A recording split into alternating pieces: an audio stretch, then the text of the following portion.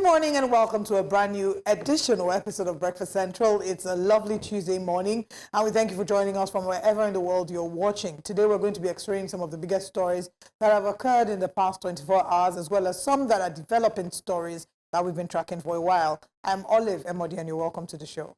And I am Osaogi Ogbawan. Thanking you as well for joining us this morning. And of course, as always, encouraging you to be a part of the conversation by any of our social media platforms. Simply by tweeting or following us at News Central TV.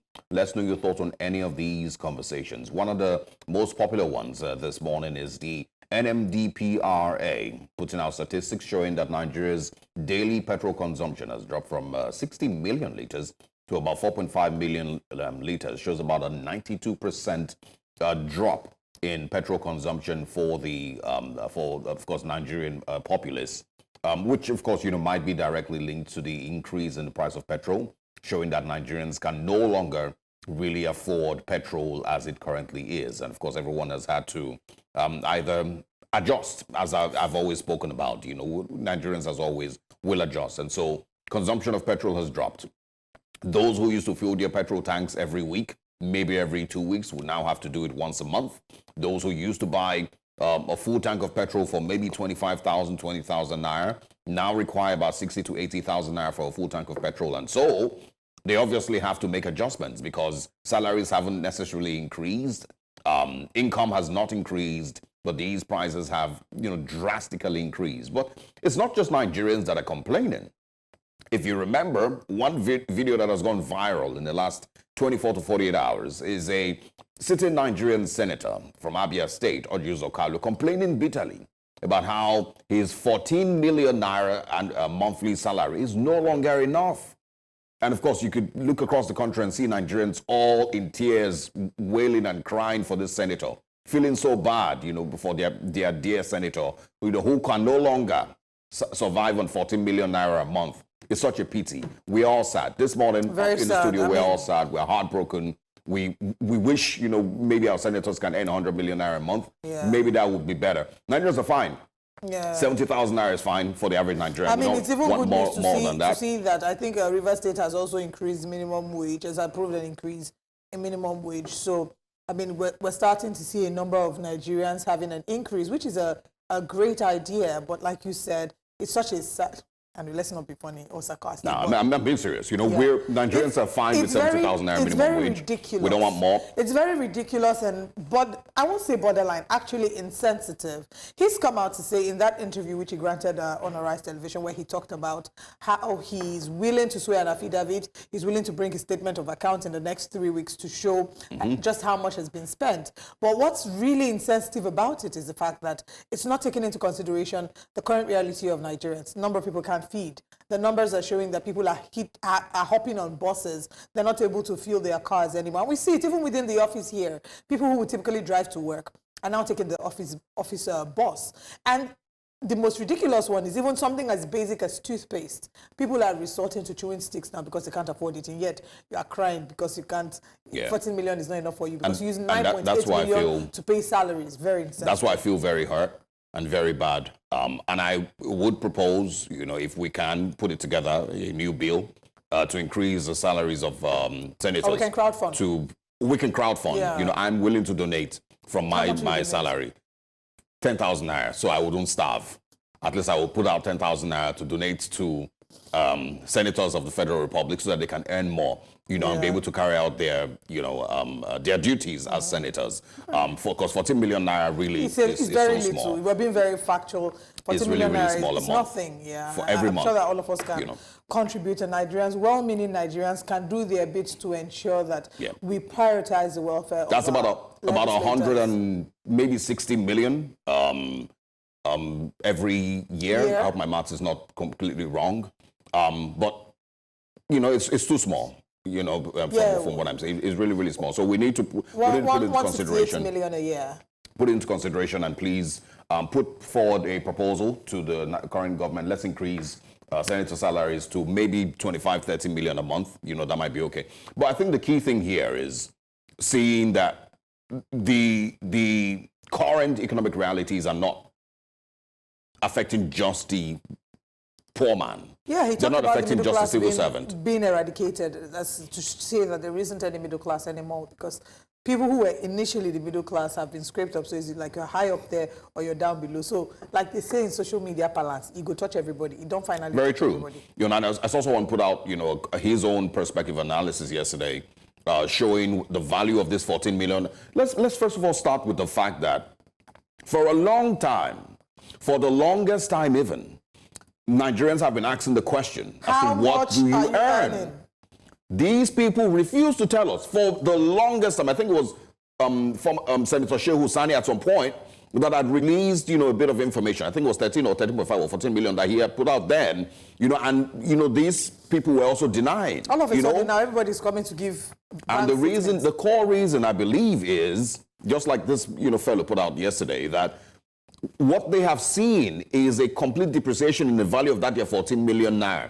So imagine a person who's in as at 2010, 2012, 2014, earning 14 million naira. If you convert that to was dollars, like 800 naira, 700. no, in 2014 was So 160, yeah, you know, on the average. Imagine how many millions. Convert that to, you know, to dollars, you know what that was in 2014. 10 years later, look at the valuation of that same amount of money. And so that's what they are seeing. The extravagance that these people live with as senators of the Federal Republic of Nigeria can no longer be afforded. And that's why they're, you know, I mean, the senator is crying. But again, we feel bad, you know, we, you know, sympathize with Senator Ojo Kalu. As well as all the others. Who was a former governor of Abia State, who was the governor for 8 years in Abia State. And if you look at Abia State, you cannot necessarily point to a very, very developed state under his watch. So we empathize with him. But the state is doing a lot better now. Yes, I mean, reasonably. Yeah. My point is, we empathize with him, and we, you know, will put forward a proposal. Increase your salary to 30 million naira a month. If at any point that is still not enough, we can move it to 50 million naira, I beg your pardon, a month. The Nigerians people, civil servants, are good with 70,000 naira a month. We don't need more than that. 71,000 naira even is too much. And if NLC complains, they should keep quiet. Again, we're good with 70,000 naira this just a month. reminds us of the conversations that have talked about stripping politics and those in public, you know, public office holders, stripping it of the luxuries, you know, that surround these offices. Because if you are going there and you know that you're earning maybe not as much as you're currently earning, we won't see many people jostle for positions. We won't see them running to, you know, hear about them jostling to replace certain people, or, you know, when it's time for appointment or an alleged intended reshuffling of the cabinet, trooping to maybe body loan to go and look for positions. You won't hear about conversations like that because it's not as juicy as many people would expect it to be. So just to remind you that the numbers are staggering. It's not looking good. Last week we had conversations about food insecurity, and the numbers and the figures that hit us. It was saying that about 30 million people or 25 million people have been driven into food insecurity, but we strongly believe that the numbers are more than that. Here we have some stats. It says inflation rate 34.19% in June 2024. That's a 3-decade high. 32.7% in September 2024.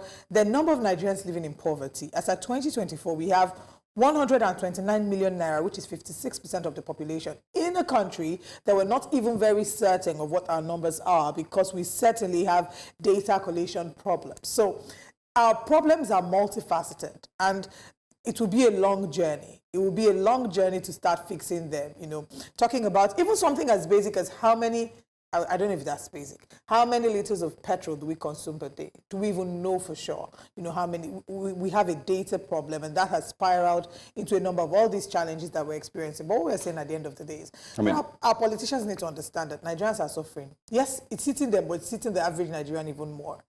Yeah, I saw, I'm just trying to see if I can find it. There was some infographic that I saw, that I came across a few weeks ago, that was stating the number of Nigerians that earn... It was on the front page of the Guardian newspaper, if I remember correctly, where it talked about how if they were to budget 1 meal a day for a family of 4, they would need 150,000 naira to be able to have 1 meal a day. How many families are earning up to 150,000 naira in a country where minimum wage is 70,000 naira? But there's that one, but there was another one, that was talking about the number of Nigerians that earn, the percentage of Nigerians that earn about above 200,000 naira a month. I'm not sure how much, where that was, but it was like a very tiny percentage of Nigerians. And so the reality that you see is that everyone that you walk around, both in the public and the private sector, salaries are pretty small. And looking at those who work in the banks and work in the hospitals and work in media or in legal services, it may make you deceive yourself to say that, Nigerians are earning, reasonably well. The average pay, is maybe 500,000 naira a month, but it's not. That is a very tiny percentage of Nigerians. Even if you want to check 400 and 500,000 naira a month, for those who are earning earning up to 400, 500,000, what is the value of 400 and 500,000 naira? Imagine that you have a car. How much do you used to fuel your car? At the very least, if we're trying to be generous, let's say 50,000 naira. And I don't know what car uses 50,000 to fill the tank. So if you apportion 50,000 naira a week, that's 200,000 naira a month. How much is left of your salary? That's just fuel alone. You haven't talked about electricity. We haven't talked about even black tax. There are people who, have family members that have needs. In this season, there's been a lot of begging. Not because Nigerians want to beg, but because people are going through a really difficult time and need some measure of help. So the reality of it is very damning. Just before we wrap up and get into our top stories this morning, it says here, it was a statistics put out by Intel Point that shows that only 2.4% of Nigerians earn above 200,000 naira per month. 2.4% of Nigerians. But once again, the moral of the story this morning is that we feel very bad for Senator Ojo Zokalu. We empathize with you. We want to, donate 10,000 naira from our salaries so we can increase your monthly remuneration. 20 million, 25, 50 million a month is fine. And all in favor of this say aye. Aye. And the ayes have it. Yes. And that's all that we have to start off the show with you this morning, but we still have a lot more. Let's share with you our top stories, and then we can share with you, what the conversations proper will be. Stay with us. Confusion as Dangote withdraws 100 billion naira suit, or, they've said it will be withdrawn in the month of January. We do have a special report about the Nigerian UK student who's missing after arriving Lagos airport. This happened about a month ago, and then we'll bring you more details. The FCT minister flags of judges, residence, construction, and moving away from that, petrol consumption drops by 92% on that Tinubu, according to a report. And you can see the staggering reality of what that is. We reviewed the newspaper front pages with you, opening the phone lines as well. All these and more on Breakfast Central.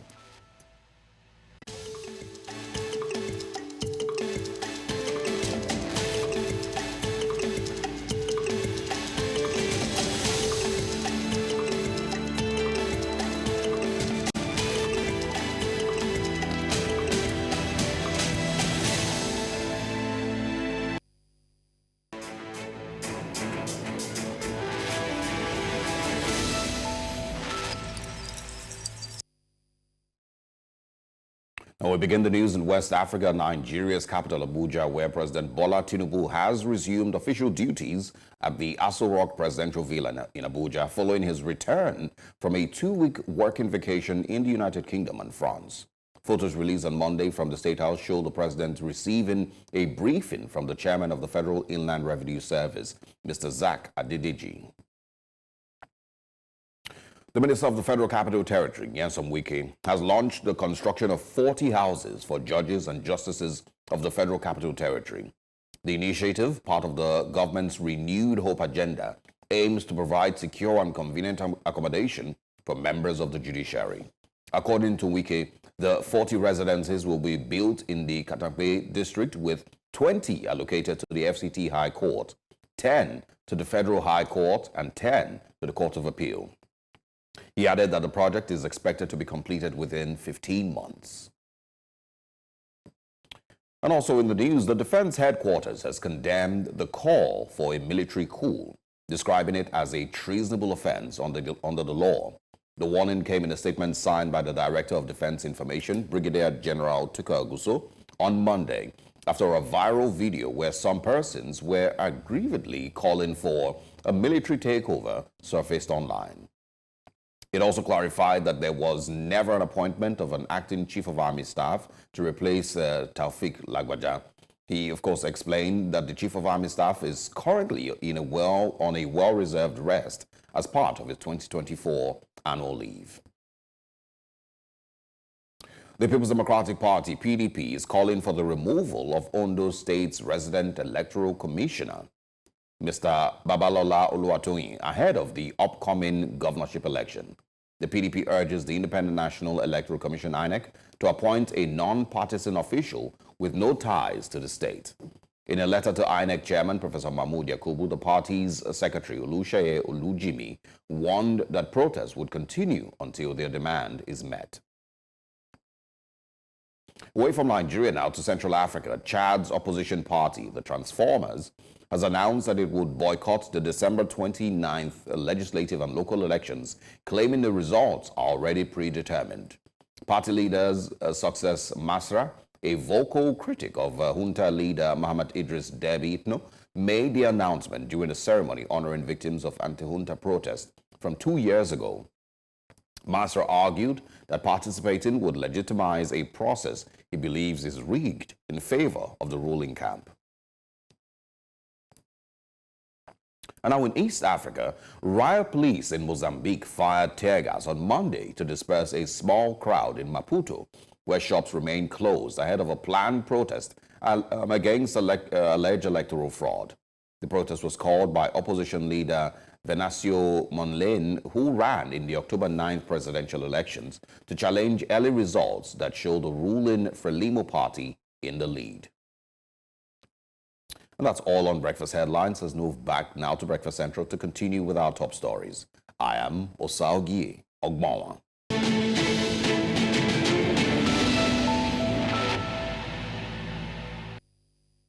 Welcome back. The Minister of the Federal Capital Territory, Nyesom Wike, has flagged off the construction of 40 housing units for judicial officers in Abuja. The minister, during the ceremony, assured the judiciary that the units will be completed in 15 months, saying that funds have already been made available. Amadine Uyi was there and tells us more. The flag-off ceremony had in attendance members of the executive led by the Minister of the Federal Capital Territory and senior justices from the different divisions of the judiciary. Every man needs housing, so also judicial officers. And so, Mr. President, listen, it is not every time we talk about, we support the independence of the judiciary. We must show in practice, we must show in action that we were indeed not saying so, but we did so. On this 5.2 hectare land, we have 40 housing units divided into 3 sections. 10 units for the Court of Appeal, 10 units for the Federal High Court, 20 units for the FCT High Court. The leadership of some of the arms of the judiciary expressed their views on the gesture by the FCT administration. This housing project, therefore, is more than just a physical structure. It is a tangible expression of our belief that a strong judiciary, supported by a comfortable and stable environment, is essential for the well-being and prosperity of our nation. The sheer number of 40 residencies for judicial officers in one fell sweep is a staggering development that underscores the Federal Capital Territories Administration's commitment to supporting the judiciary of this country. This historic initiative stands as a testimony of the unyielding commitment of our leaders and the foundational vision of our judiciary. The construction of these 40 judges' quarters is not only an investment in infrastructure, but a concrete affirmation of our collective belief in the sanctity and independence of the judiciary. While the minister assured that the houses will be fully funded so that they are completed on time, the Chief Justice of the Federation says that they will improve the effectiveness of judicial officers. We are not going to hold the contractors at all. We'll make sure that this is a pilot project that will be completed on time, and my Lord, the Chief Justice, will also be here next year by the grace of God to come and commission it. Judicial officers require peace of mind, security, and comfort in their residences to fully dedicate themselves to the rigorous task of interpreting and applying the law. The construction of these residences is a practical step towards ensuring that judicial officers are well supported. The FCT minister assured that more houses will be completed next year for the FCT High Court and the Industrial Court of Nigeria. In Abuja for News Central, I am Amadin Uyi. Thank you very much, Amadin, for that report. Congratulations to the judicial officers in the Federal Capital Territory on the flagging off of the 40 housing units. And indeed, I totally agree with what the Chief Justice has said, that these justices and judicial officers absolutely need to be in the best frame of mind to dispense their duties daily. The judiciary has been in the news for so many negative reasons. We don't want to further complicate matters. Let them have what they need to have to be able to dispense their justice or dispense justice, in the best way possible. Sauge, you don't look very pleased. I'm indifferent. I mean, it's a federal government project, and I mean, the only thing that I would, personally point out is, I don't know that it deserves this fanfare. If you're building houses for judges, build houses for judges. This is not, a project that benefits Nigerians in general. So I don't necessarily know why, it requires this fanfare. So and, I hear where you're coverage coming and from. all of that. I hear where you're coming from, but why it will need fanfare is because many times the government has been criticized for how poorly the judicial officers have been treated in terms of remuneration, living conditions, especially because there are three arms of government. There's the legislature, the executive, and the judiciary. But you look at the legislative arm living very flamboyantly, the executive arm, of course, living very comfortably, but the judiciary is the one that always gets the short end of the stick. Not like we're encouraging ostentatious living or flamboyant living or complaining of 14 million naira, but that the very basics they need to be able to ensure that they live a comfortable, decent life and dispense of justice. They should have that. So because we are always criticizing them for not not adequately remunerating judges and just not giving them decent living conditions, I can understand why the fanfare. Still don't agree, but anyway, fair enough. Let's move away from that to another conversation, this time more general. Nigeria's daily petrol consumption has drastically dropped by 92% since President Bola Tinubu took office in May 2023, according to the Nigerian Midstream and Downstream Product Regulatory Authority, NMDPRA. The daily consumption fell from 60 million litres in May 2023 to 4.5 million litres as of August 20th, 2024. President Tinubu's decision to end petrol subsidies, which had cost 12 trillion naira over 10 years, led to a significant increase in petrol prices from 195 naira to 1,300 naira per litre. Now, many Nigerians ditch their cars to take the public buses and cars, following the high cost of fuel. Now, let's take a look at some of the key statistics in this conversation. The daily consumption, of course, has come down by a very wide margin.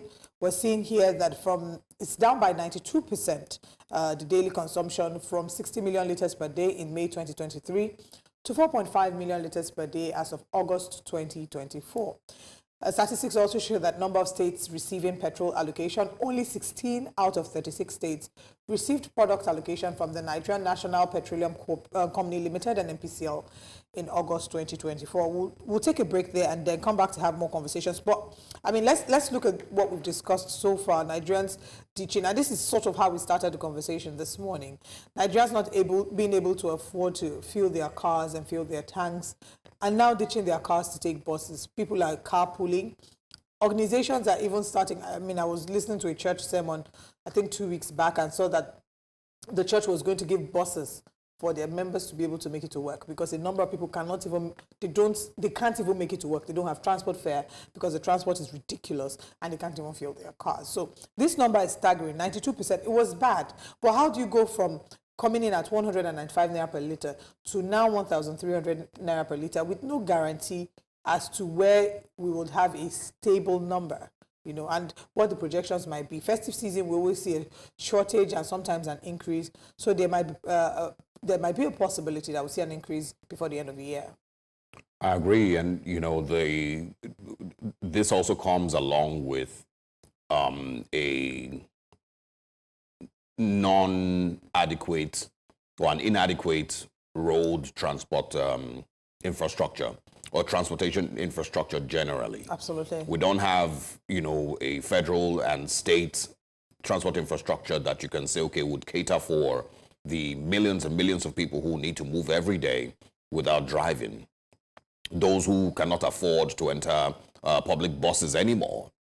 We don't have that option, and so it obviously would affect, the every Nigerian. And of course, many people will have to reduce their, I started, with this morning, reduction in the price in the purchase of petrol, which we're obviously seeing.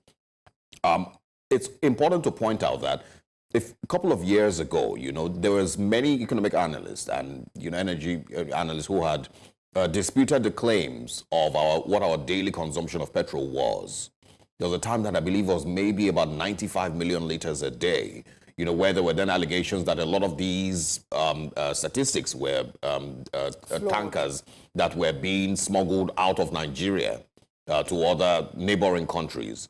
So we've never really been, I think this is maybe the first time or in a long time that we're, getting some clarity and some truth about what our true daily consumption of petrol is across the country, what a realistic figure is across the country. It was also the time when there was petrol subsidy, and so it was an excuse as to what we were consuming to, excuse, the reasons why we're buying more petrol, having to subsidize more petrol.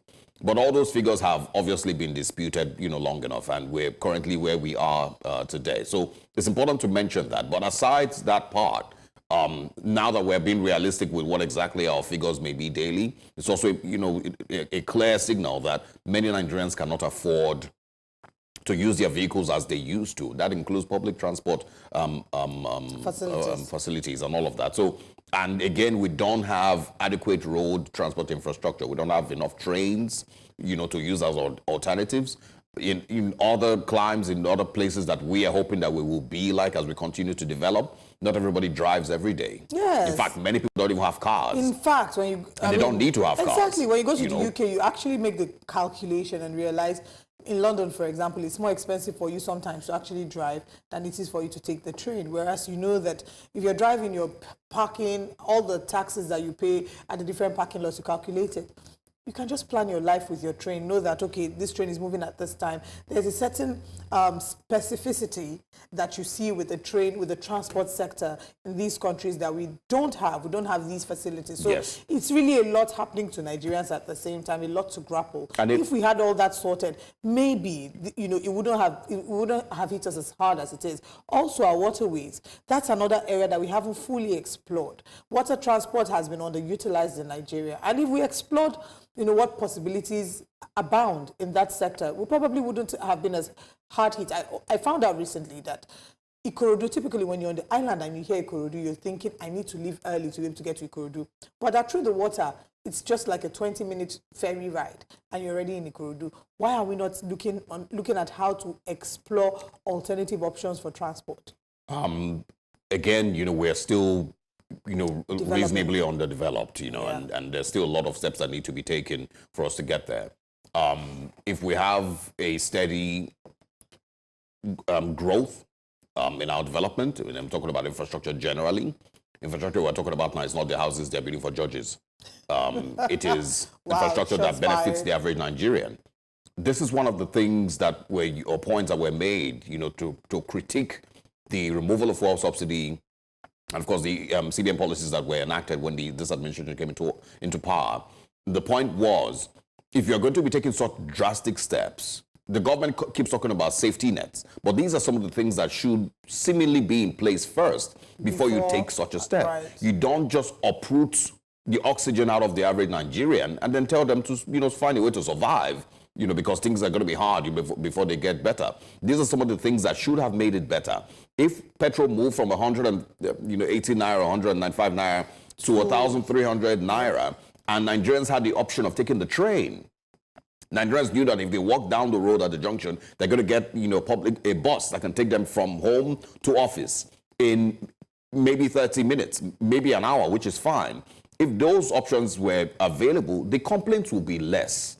But because those options aren't readily available, everyone now has to figure out ways that they can either afford that petrol or afford, public transportation, which of course, has definitely increased in its, pricing as well. And now they're pushing the quote-unquote agenda for conversion of vehicles to CNG, not taking into consideration the alarms that have been flagged regarding the possibility of, the hazard of what CNG might be to vehicles and to individuals. There have been reports of explosions, and I'm hoping that, the government is doing what it needs to do in terms of investigating these calls and these claims, and not just pushing that as, oh, this is a cheaper substitute. Nigerians should go for this instead. It's renewable, it's cheaper.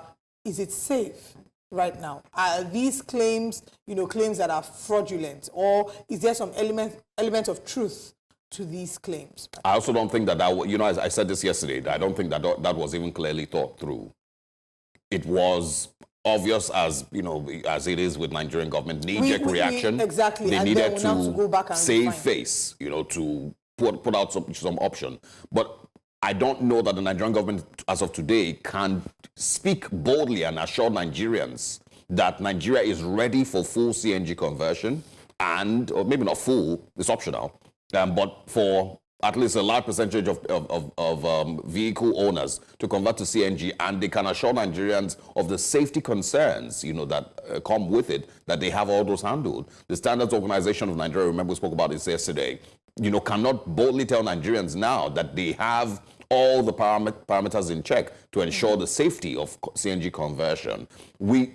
It's too huge a risk to convince Nigerians to simply just move into. And again, that's why I said it wasn't clearly thought through. But that's the government the case also, in many of our policies. We sort of roll it out, then find out that there are difficulties with the application. And then they backtrack. But then we backtrack. Yes. And then we start, because Nigerians will obviously push back. And then we'll start to look for ways to refine it. And one of the most beautiful parts of, the Nigerian reality is the claims that CNG is cheap and affordable, that's only for 6 months. That's only, the best you get is 6 months. Right after that, when it now becomes a popular, consumable, Option, it immediately starts. We then start to compete with petrol. Yes. Oof. And you're going to get all the way back to maybe buying or filling your tank for pretty much the same thing that you were buying, petrol. It's the Nigerian reality. You can point out the fact that, gas is cheaper here and there. Gas is not even cheap currently anymore. 12 kg cylinder of gas is maybe selling for 14 or maybe 15,000 naira currently, if not more. So it's not like gas is cheap. The usage, of course, with your engines might be a little different. 12 kg might burn out a lot longer than its equivalent in petrol. All those ones are different arguments. But the point is, we haven't really thought this through as a country. It is knee-jerk, as always, and the Nigerian government is seemingly trying to use it to save face, and maybe would backtrack later.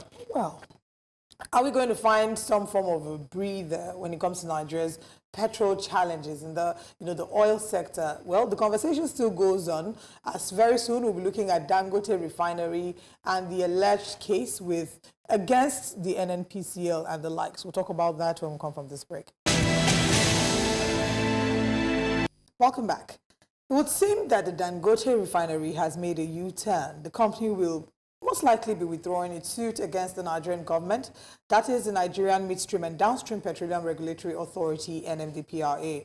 The oil-producing company had sought to void import licenses granted to NNPCL and 6 other companies for importing refined petroleum products. The refinery claimed it already produces enough to meet the country's needs without any shortfalls.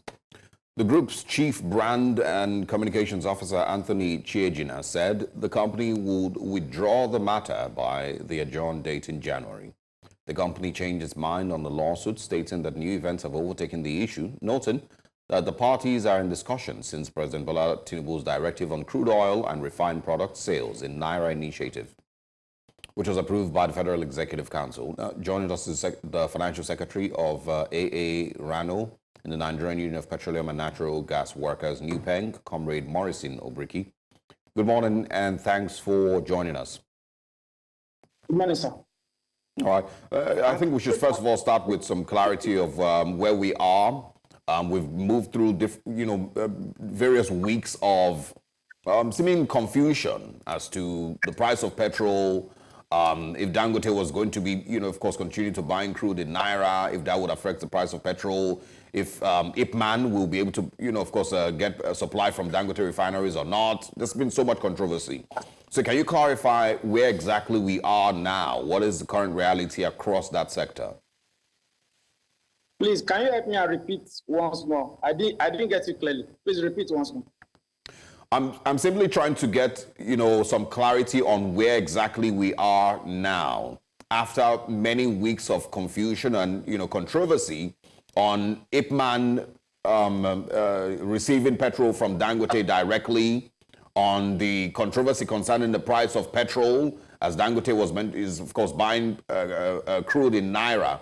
So where exactly are we as of today with all that controversy? All right, we've just had a conversation with Maurice and Obike. Just to mention regarding the suit between Dangote and Dangote and 7 other respondents or defendants. There's a press statement that has been released. The press statement says, no fresh case filed against NNPCL and others. They said that it's an old issue that started in June and culminated in a matter being filed on September 6, 2024. Currently, the parties are in discussion since the President, Bola Tinubu's directive on crude oil and refined product sales in Naira initiative, which was approved by the FEC. They said that they have made tremendous progress in that regard and events have overtaken this development. No party has been served with court processes and there is no intention of doing so. We have agreed to put a halt to the proceedings, the press statement says. And it finalizes by saying it is important to stress that no orders have been made and there are no adverse effects on any party. We understand that once the matter comes up January 2025, we would be in a position to formally withdraw the matter in court.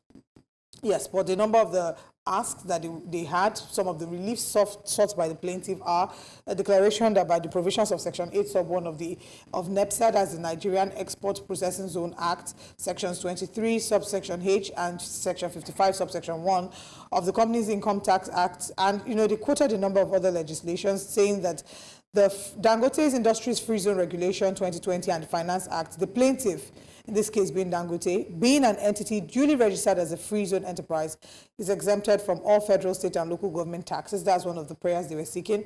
They're also seeking a declaration, an order of mandatory injunction directing the first defendant to withdraw immediately all import licenses issued to the 2nd to 7th defendants and other companies other than the plaintiff and other local refineries for the purpose of importing refined petroleum products into Nigeria. So it's a developing story. It's an ongoing conversation. As we get more details regarding that, we'll be bringing it your way. We'll go on a quick break, and when we come back, we'll share with you, what's still to come. But let's take you through a recap. We have a recap of the conversations this morning, and then we'll share with you what's coming up next on Breakfast Central.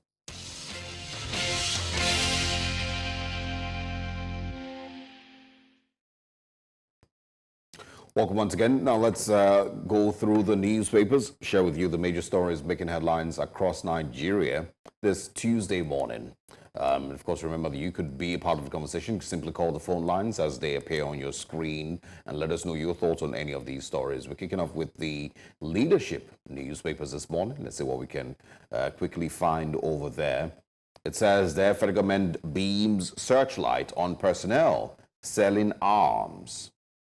I think that's a very, very important story that must be looked at. Again, federal government beams searchlight on personnel selling arms. Also on the leadership, Oluo, I hope that's how it's pronounced, chased me away like a child, says the Oni. He spoke about this a few days ago. Immigration confirms Bobrisky's arrest. 25 villages and communities submerged in Edo flood. We can also find here bandits kill 3 persons in Niger. And I think the final story, PDP governors meets today ahead of NEC. Dangote Refinery asks courts to void NNPCL, Matrix, and 4 others import licenses. Those are the stories on the leadership newspapers this morning. All right, away from the leadership, let's head to our next newspaper this morning. On the front page of the Daily Independent newspaper, PDP governors planned soft landing for Damagom and Yawu summoned them. Oyinlola Committee meets National Assembly caucus on dwindling fortunes of party. PDP says Ganduje's statement on Ondo could truncate democracy. Senator Ashiru's attack on us, born out of vendetta, says NDLEA.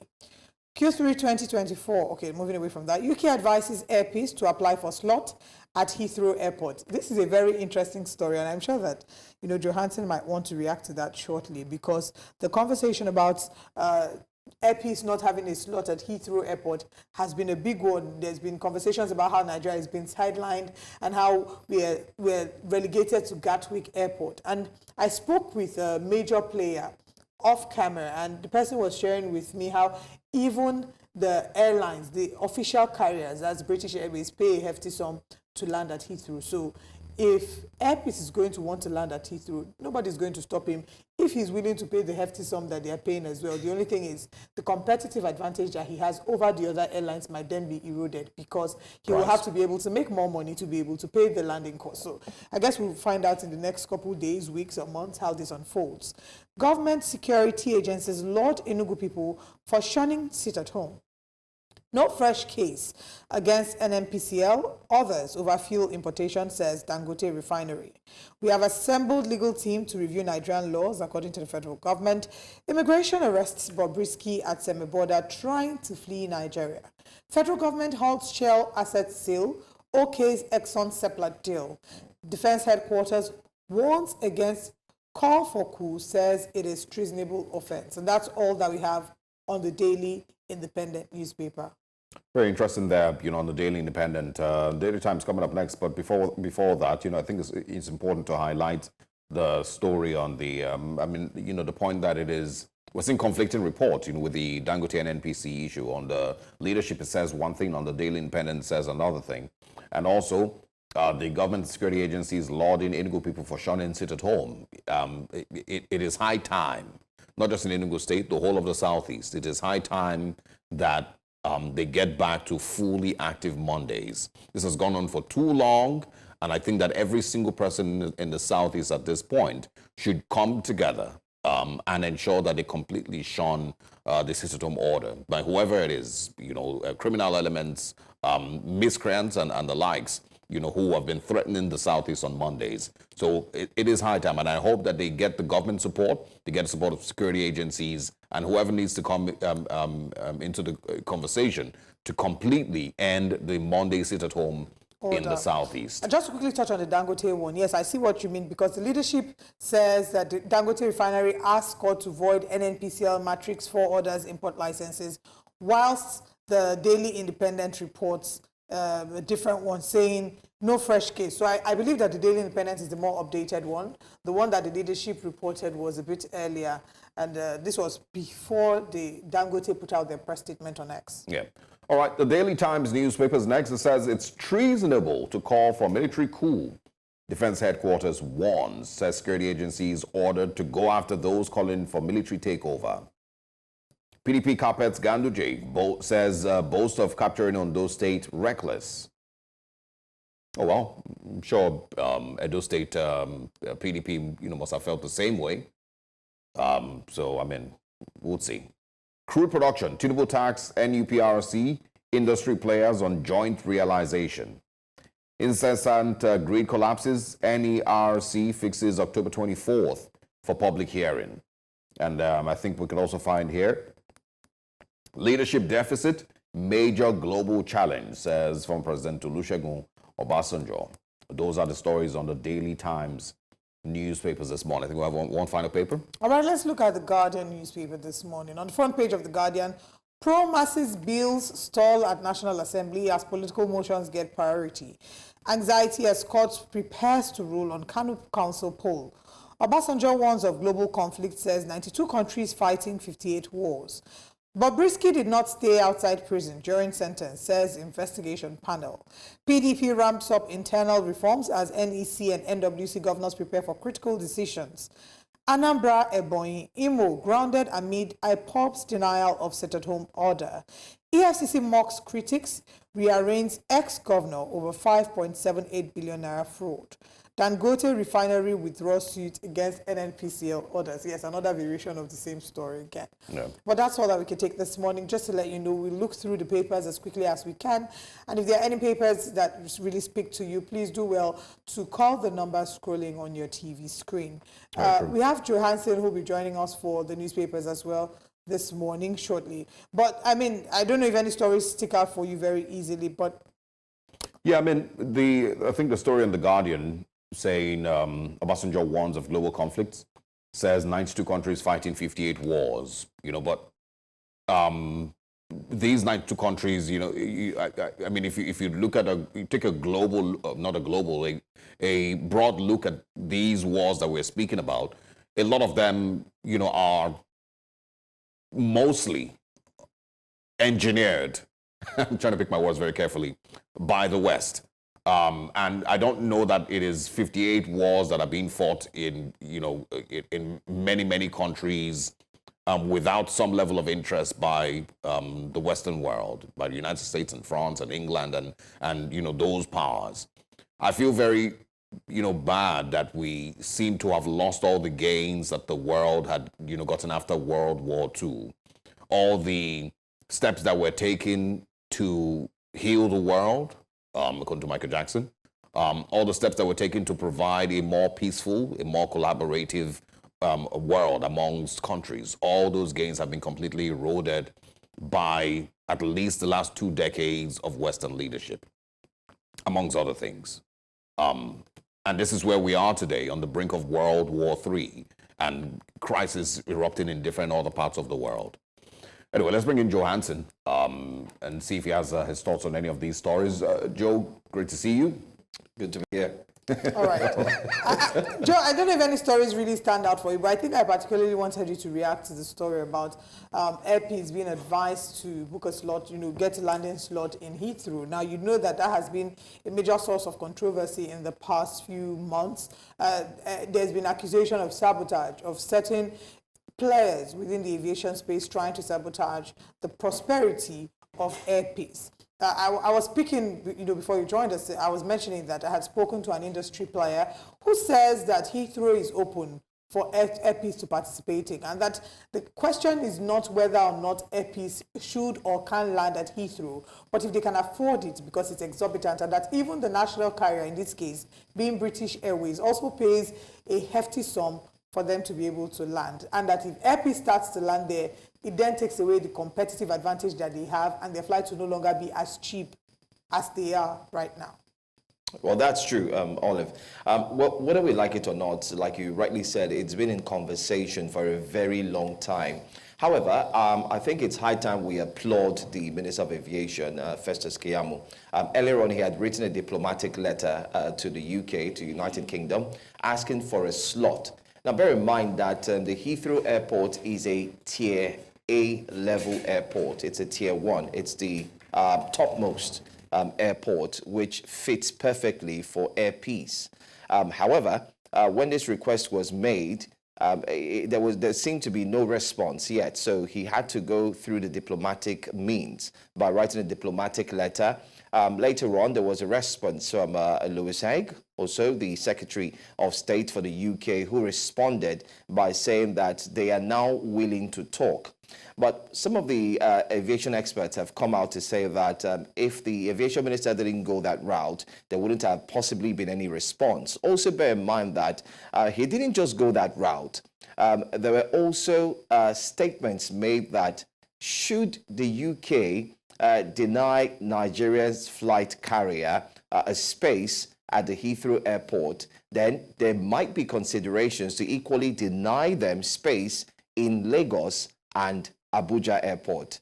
So you can start to imagine a United Kingdom airline landing in Ibadan, or possibly landing somewhere in Aba, and everybody who's there will now have to take another flight, another joining flight to come to Lagos. So that's the reason why, if you look carefully, we must sincerely applaud the minister, because right now it seems like there seems to be some form of balance, an equation that's being balanced, whereby if you want to enjoy our services, what we give to you, because you land in Lagos, and we know what Lagos simply is, the economic capital, everybody comes here first, or better still, you land in the Federal Capital Territory, but you should also accede to our request and give us an opportunity to equally land at the Heathrow Airport. Now, for those who travel frequently, landing at the Heathrow Airport, you do realize that since the current flight, the Air Peace lands at Gatwick, it takes you about 45 minutes from Gatwick to Heathrow if you're using the taxi, the express taxi. But if you need to use the Heathrow Express, which is the train,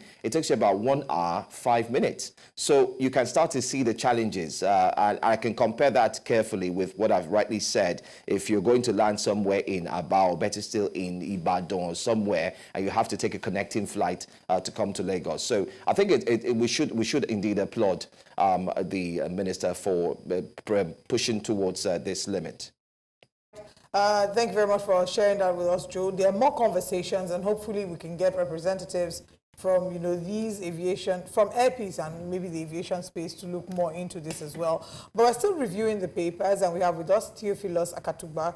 It's a pleasure to have you. Good morning. Pleasure to join you this morning. Good All morning. right. We're seeing here so many stories. I'd like us to look at the Daily Independent. On the front page of the Daily Independent, PDP governors plan soft landing for Damagum, Ayanwu, and some of them. Onyola Committee meets National Assembly caucus on dwindling fortunes of party. PDP says Kanduje's statement on Ondo could truncate democracy. What's your take on the PDP as a strong opposition, as a formidable opposition in preparation for 2027 elections? Do you see them putting their house in order? All right. The two words you use, strong, formidable, those two words are no longer associated with the PDP currently based on their conduct. The word formidable means they have the capacity or they are strong. They are losing their strength because of the protracted infighting, the lack of ability to adapt to the role of opposition and play it more effectively for the saving of the democracy that they love so much, and they are the pioneer in the democratic journey. It's the party that won the first election in this dispensation, and they were in power for 16 years and haven't lost power. That party has been dotted with so many gladiators, and that is the problem. When a political party surrenders is leadership based on the man that has the purse. You see the argument sometimes they say, oh, the leader of the party is naturally the one that has the financial chest, the governor, the head. Those kind of things does not augur well for the progress of any political party. It means once you lose power, you begin to look for new leaders. And this has been the challenge of the PDP. Created so many monsters, they are now struggling to kill. And that is the problem. These monsters have turned against them.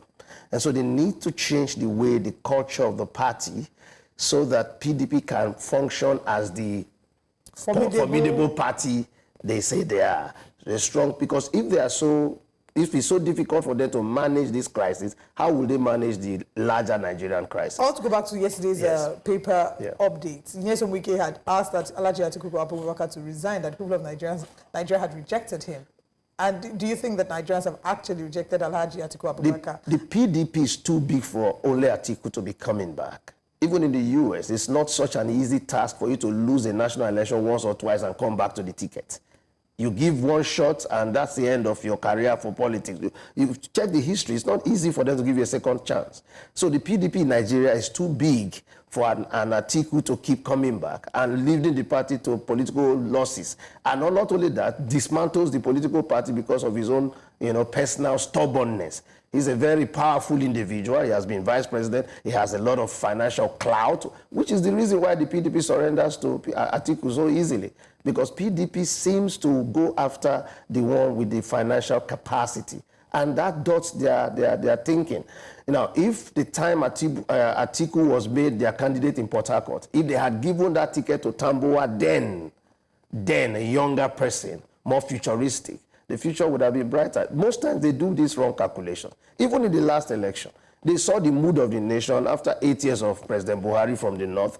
That party felt so formidable that, no, we can still bring a northerner. and we are still going to make it. And the end result was that the national mood, and that made Wike look like a shining star, talking about equity and justice, that we don't want a northerner to continue. So Wike sold and walked into a very prepared, opportunity, and he was able to do so much damage to the PDP. And the PDP saw him doing the damage, and they didn't really arrest it. They should have arrested him for him to take 5 governors, for him to take a whole state.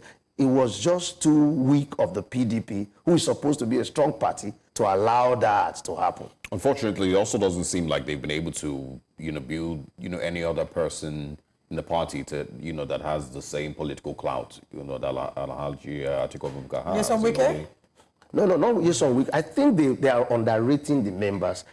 They think too much about money. Yeah. That is the PDP's weakness. PDP talks about strength only because of money, only because of access and opportunity. PDP has not looked at the national spread and strength of that party, because that's the party that started our democratic experience. In fact, nearly everyone is a PDP member. PDP is not taking advantage of what they have. They are focused on money. They are focused on who has the clout. And all those things, when you have too many strong men in the party, what you have now is what to continue. Yeah. I think we should also, it's high time they also realize that, the conversations have changed among Nigerians. The voting demographic has also changed. There's a lot more younger people who are taking part in the electoral process, and they want to see something that they can relate with. Absolutely. In the Nigeria. And I think I said this a couple of months ago, to a PDP person, that if you don't change what the PDP represents, you would never get the support that you think that you deserve. Yes, it might have the structure across the country. It's spread across the whole country. But if you don't change what you represent, you will never get young people, which are in the largest voting numbers currently, to be able to fully stand behind you and give you the numbers that you want. Absolutely. And that's the opportunity that they had in, like you said, in 2023, which they once again missed. Yes, they first of all, they could see that Peter Obi, who left them, had such a following that's a wildfire. They just couldn't get back behind and say, guy, let's have a conversation. The PDP is too powerful financially and too many powerful men that arrogance sometimes sets in the way. They look down on things that could be great tomorrow. They look down, they want to deal with who is great now. No, you've got to be able to study all the very many assets that are in the PDP who can be tomorrow's great stars. Yeah. All right. There are very many major stories across the newspapers this morning, so I'm probably going to just bring up the one of them that I said caught my attention, which is the one from the former president Olusegun Obasanjo, warning of global conflicts, saying 92 countries currently fighting 58 wars. The United States? What does he say? A warned of what? No, he says that there's global conflicts currently, and that there's 92 countries currently fighting 58 wars. That's what he's pointing out. Well, it's unfortunate. The world, there's something about the world. The world is attracted to failures, but they see it like the way Sodom and Gomorrah was presented to Lot. The world is always moving in the direction of people who look very smooth, who nice and trendy. How did we get to a world where there's so much conflict? After COVID, don't you see that these moves of all the agents of evil is spreading all over the world? And how does the world expect to enjoy itself when the choices we make are the very people who promote conflicts? That's how it is.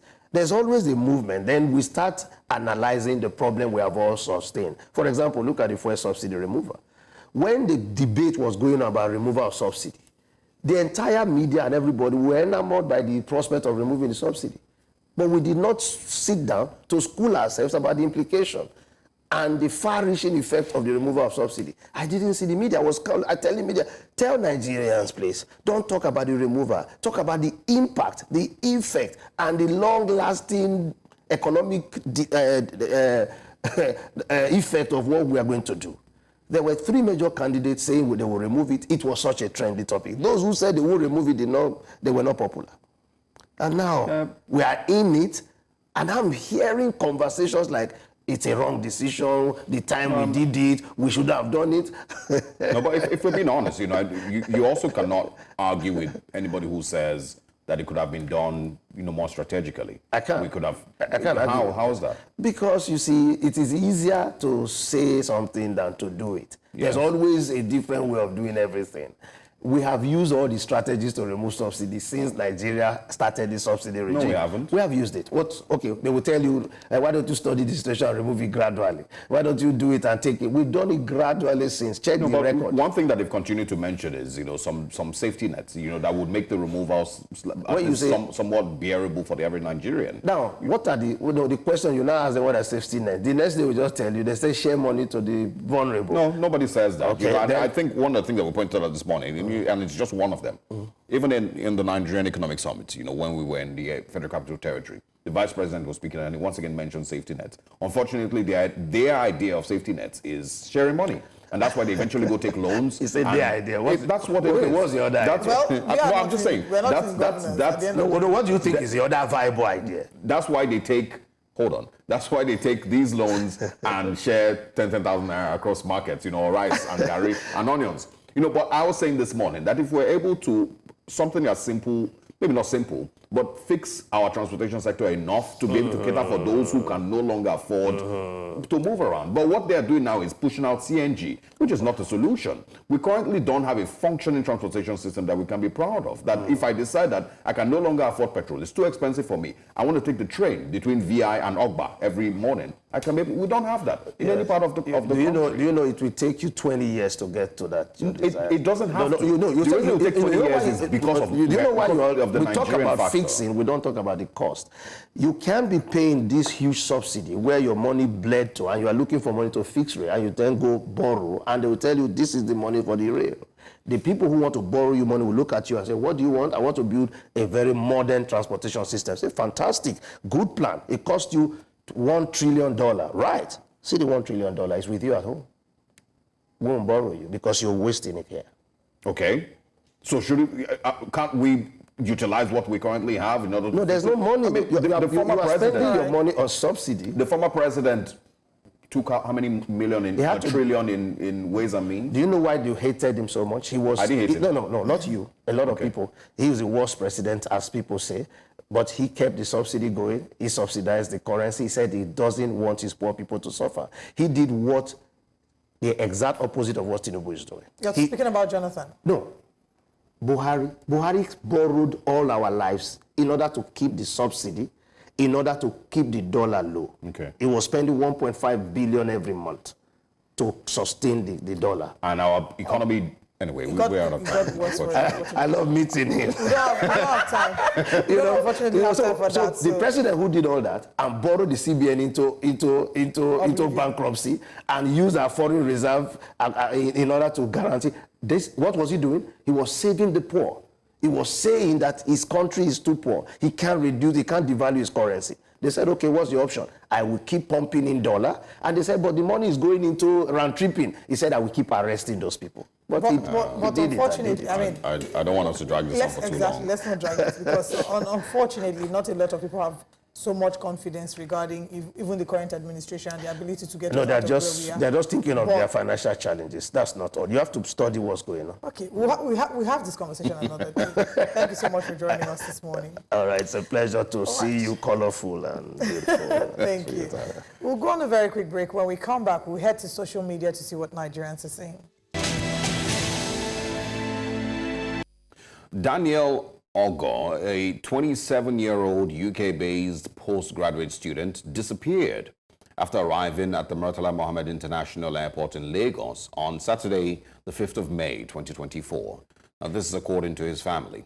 Despite being cleared by all authorities and listed on the manifest, Ogo did not reach his destination in Benin City, Edo State, and his phone has since then been unreachable. His family, who reported the incident to law enforcement, is seeking public assistance. And of course, anyone with information on his whereabouts should contact the nearest police station or the family. This morning, we're joined by Daniel's twin brother, David. Good morning, and thanks for joining us. I think, first of all, we understand it's a really hard time.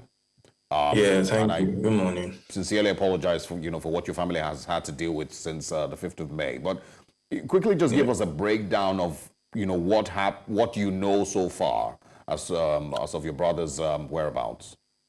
Okay, so before he arrived in Nigeria, because he He was doing his master's in Peterborough here in the UK. So before he arrived in Nigeria, we had been communicating, my parents and him as well. But we weren't like very sure on the date when he'd be coming back. So for us to verify that date of 5th of May from the airport authorities, it took quite a while. That's why it even took a while before we even made the issue public online, because when we found out, it was probably like July, August, and then we were in communication with Nigerian police, trying to get a report from them. Then we were still in contact with the airport authorities, that is Nigerian immigration, to actually confirm, oh, he arrived on this date. And since then, he hasn't reached out to us. His phone number is not active. Bank account's not active, because we actually transferred some money and see, oh, if there would be a withdrawal or something.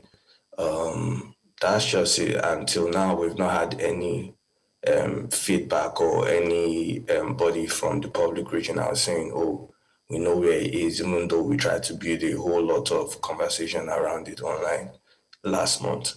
Daniel, when would you say, what would you say was the last message or the last time that you communicated with your twin brother? Our birthday was in April, so it was in April. Even my parents as well. All right. And have you, in all your conversations with the immigration authorities and with the Nigerian police, is it confirmed for a truth and for a fact that he landed in Nigeria? Yes. Okay. What is the police saying? Have you gotten any support or any help from the Nigerian police?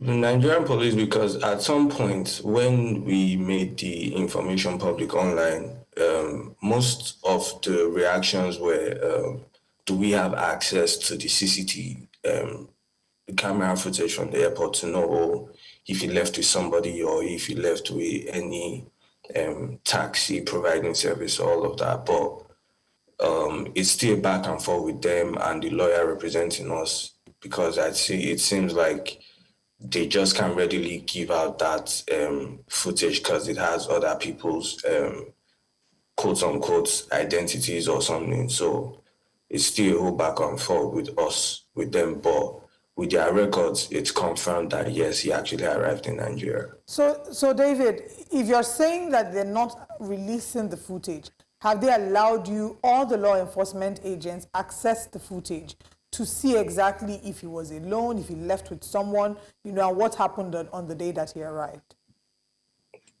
Because I'm presently not in Nigeria. It's just my uncle and my mom that's in Nigeria. So it's them that's actually going back and forth with them on all of that. But I think, yes, the police and the guys at the airport, they are in communication, because we actually just can't go there or we are a lawyer saying we want this. So the police is still in the process and it's still the same reaction from them. Also, have you been able to get any help from authorities in the UK where he left from?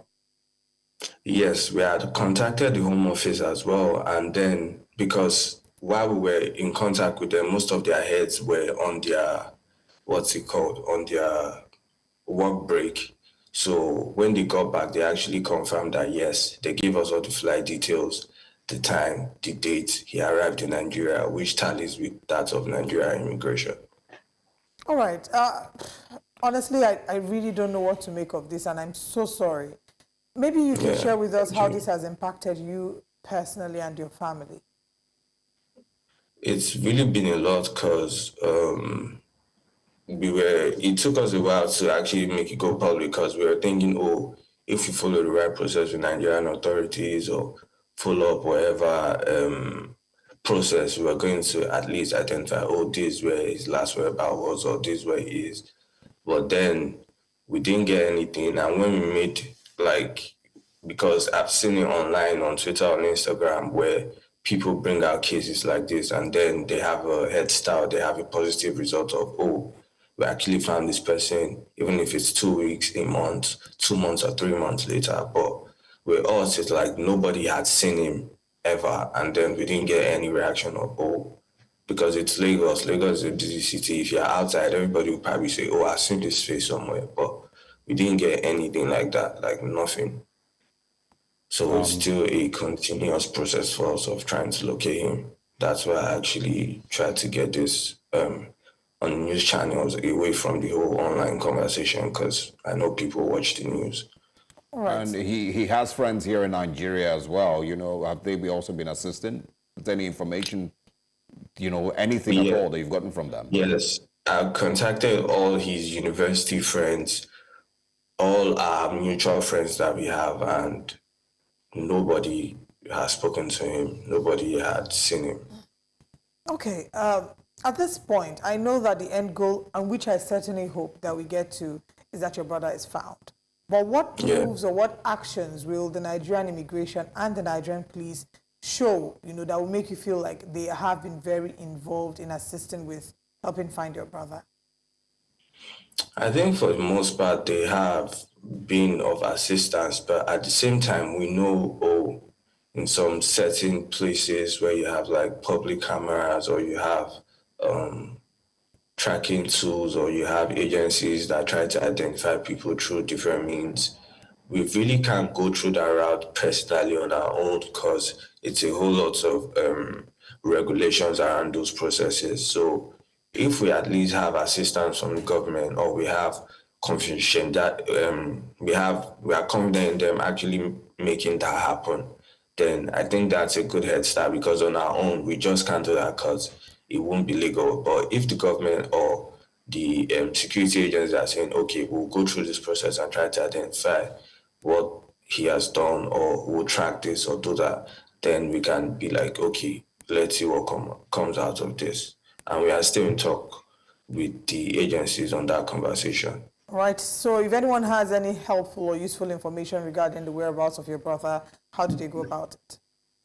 So I made the post online was they can contact me on Instagram or Twitter, or send me a DM, which is this is Kenile, which is this is, and Kenile is spelled Kenile. Or they can call the following phone numbers: 0903 544 0301. And the second phone number is 081 670 82786.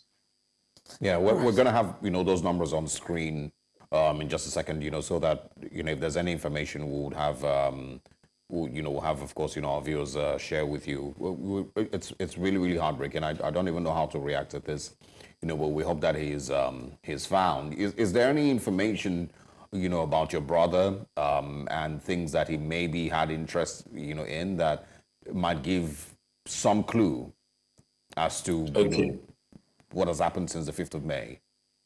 Okay, so with his outlook, because with the mail we had in correspondence, that actually sends posters about his description and the phone numbers I just called out.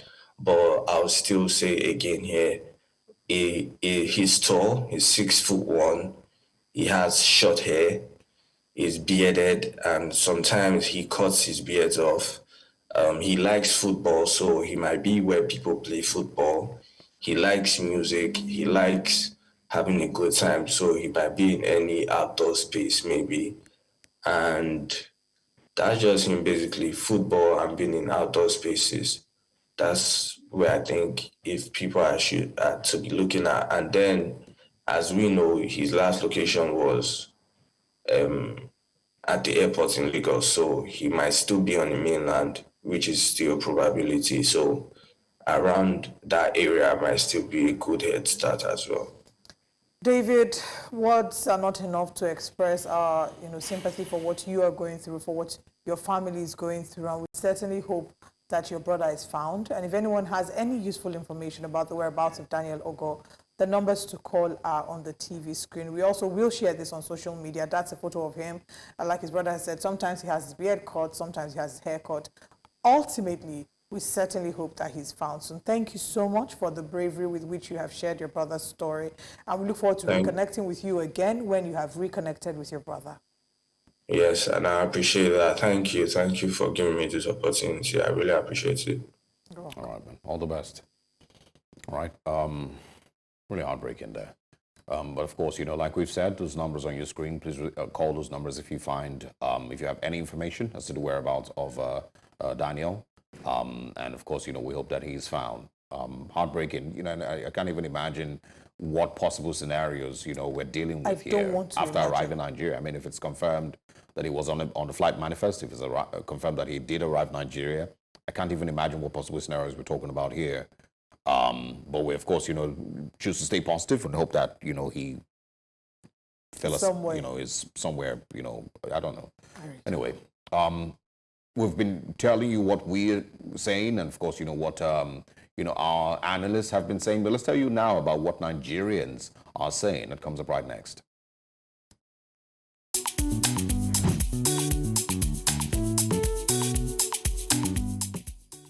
Comedian, popularly known as Drewski, who recently visited Lagos, dropped a skit on social media that has gotten Nigerians riled up. The video was posted with the caption, "African scammers living their best life," and the video itself has a Nigerian flag in it and has now garnered 10 million views on his page. In the video, you can see clips of a group of young men showing an ostentatious display of wealth, bluffing about the police not being able to arrest them, pouring champagne on their watches and trying out multiple debit cards in order to make payment. In a particular scene, he's being fed egusi soup by a woman as he holds a bundle of 500 naira notes. A 500 naira note falls into the soup. She picks it out and wipes his mouth with it. Some Nigerians have referred to this particular scene as defacing the naira, and in some tweets, they've called on the EFCC to investigate and arrest Drewski. While some of his fans found it funny, a large crop of Nigerians found it distasteful and asked that he delete it. Instead, he reposted it, and now the 1 minute 38 seconds video has garnered 10 million views on his page. Let's take a look at it. Yes, boss. I have money. I have money. Oh, you don't know. I do it again. I do it again. It's nothing. Look, this is all money. That's all money. Gucci for your body, baby. We will eat the money. We will eat the money. Wipe it with the money. Wipe it with the money. Try this one, sir. Try this one. City National. City National. There's money in that account. This one too. It's not working. Let me call my bank now. The account. When you put the money in the account. Where do we draw the line between comedic content and a downright misrepresentation, negatively, of course, of a people? Was this case the situation of art mimicking life, or are Nigerians just maybe being hypersensitive? Well, let's see the reactions on X. Daniel Rega, of course, tweeted saying, "This is beyond insensitive. Nigerians are often labeled scammers just based on our nationality without any reason or proof. And you are furthering the stereotype with this ill content. All the days you stayed in Nigeria, this is the best you can say about us Nigerians. Disgraceful." Abbas still tweets about this saying, "Dear Drewski, Nigerians are not scammers. Please delete this skit. Don't spoil our image to the world." The next tweet says, "Of all the things you could have chosen to represent Nigeria, this is what you went with? Weird." And then we have more tweets in that regard. She says, "There's already a terrible stereotype of Nigerians being scammers. Doing this only reinforces that narrative, and I don't understand why anybody will find it funny." The next tweet says, "Call me too serious, I don't care, but I don't find Drewski's skit funny. It's stupid.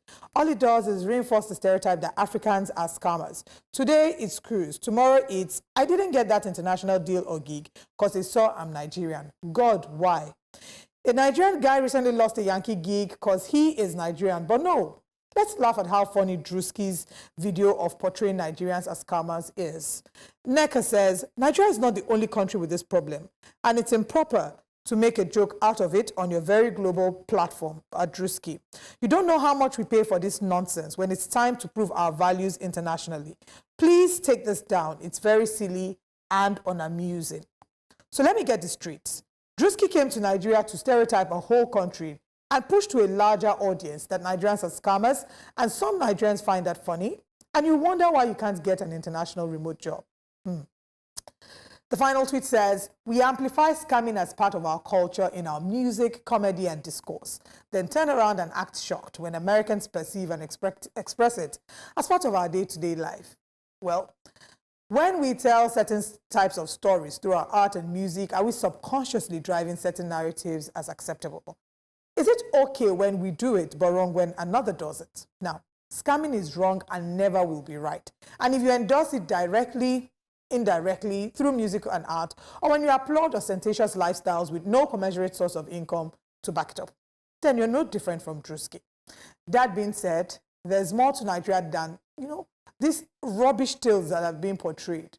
Nigeria has hardworking, honest, and talented young Nigerians in and outside the country making a difference locally and globally. And there definitely is more to Nigeria than these tales of scamming. But I'll bring in Osage now and ask, your thoughts regarding that video. Do you think that maybe Nigerians are being hypersensitive, or was he very wrong in displaying that video? So, both. He was wrong, but at the same time, we're being hypersensitive. Drewski didn't start the portrayal of Nigerians as scammers. Drewski is a comedian. If you follow, a lot of his content, he makes fun of, every demographic.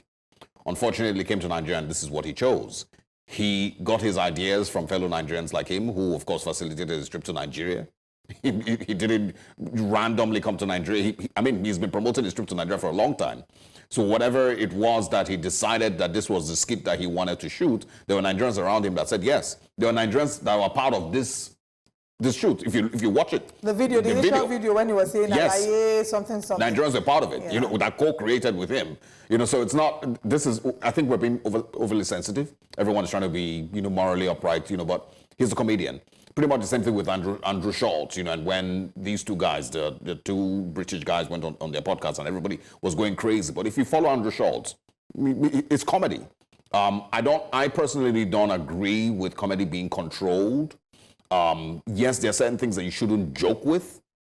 Rape, domestic violence, sexual assault, those ones are completely But fraud, is it okay to joke about fraud? Yeah, it's not okay to be a fraudster, but if he's portraying what image, a lot of people know about Nigeria, it's not on him in particular. It's about, what we need to do to change our image. Drewski can make as many skits as possible, but Nigerians themselves need to continue to show the world a different picture of what Nigerians are, and that's what's important. He's a comedian. You can't control what he uses or what he chooses to use in his creative space. We are being sensitive. It's not for me particularly. It wasn't funny. I've seen a lot of other Drewski skits that were similarly more hilarious. This one was poorly done, very, very funny. I've seen situations where people who are fiscally challenged, a comedian makes fun of them and everybody laughs, including them. They don't find, they don't take any negativity from it. They're not hurt, they don't feel bad, everybody laughs and goes home. So you think that we're being a bit oversensitive with yes, in my opinion. Okay. Yes, I think we're being oversensitive, plus the fact that this one was particularly boring. Extremely boring. This is the worst Drewski skit that I've ever watched. But it's not on Drewski. Yes, we should discourage people from, don't portray us that way. But we ourselves need to continue to promote a better image of Nigerians so that whenever a person comes to Nigeria, whatever skits that they choose to make, that will not be in their top 10 options. Right. It will be in a totally different conversation. If he goes to Ghana, he probably would create a skit that will portray Ghanaians in somehow, some way. They might like it, they may not like it. So I also do think that the angle that I want to speak to is just like the last tweet that we shared, the last tweet from Oyedika Chekwerike saying that we portray certain lifestyles in our music and in our art. He said we amplify scamming as part of our culture in our music, comedy, and discourse, then turn around and act shocked when Americans perceive and express it as part of our day-to-day life.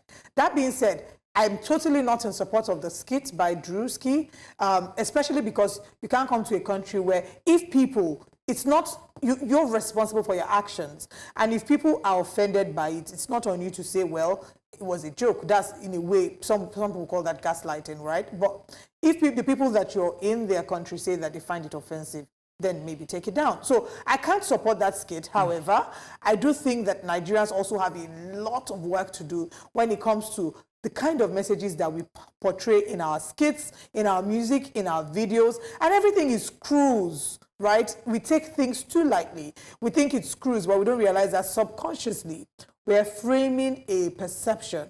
We are grooming a younger generation that would embrace a certain culture that we are trying to fight against. I just think it was very poorly done.